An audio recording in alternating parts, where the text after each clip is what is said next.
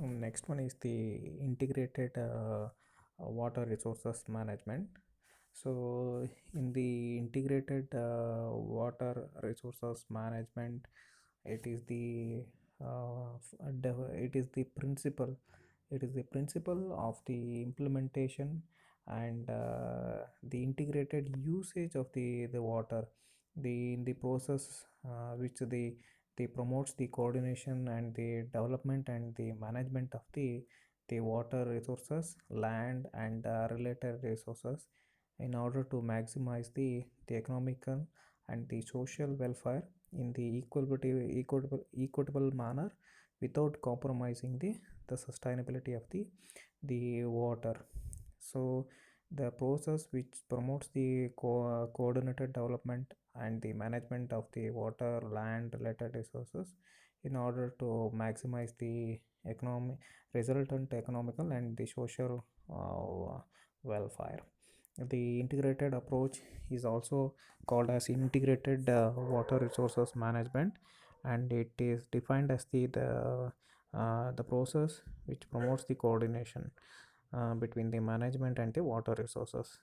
Um, in the introduction of the integrated approaches issues, the resources, the water under the pressure, the population under the water pressure, the impact of the population and the impact of the pollution, the water governance crisis and the challenges securing the water for the people, securing the water for the food production and the protecting the vital ecosystem, managing the risk development of other job creating the activities, the creating the popular awareness and the understanding and ensuring the collaboration across the sectors and the boundaries and the developments. So these are the integrating the integration of the approach in these issues. So totally the usage of the water from which is integrated for the requirement for the people and ecosystem water and the which is required for the water demands. So that is about the water integrated resources management. So in this there is a principle, uh, the integrated is based on the three principles which works on. So one is the social equity and the economical efficiency and the environmental sustainability. So these three principles which answers the many problems and affect access the other users of the waters for the benefits from the its use. So in this the water resource integrated planning, the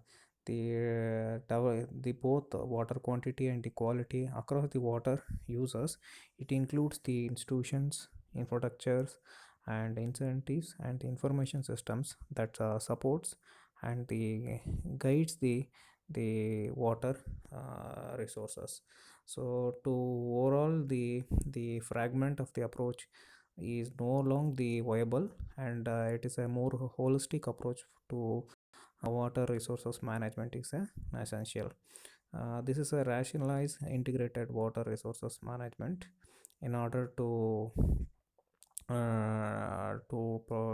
to move to the approach in an open flexible process in bringing together the decision makers across the various sectors that impact the water resources.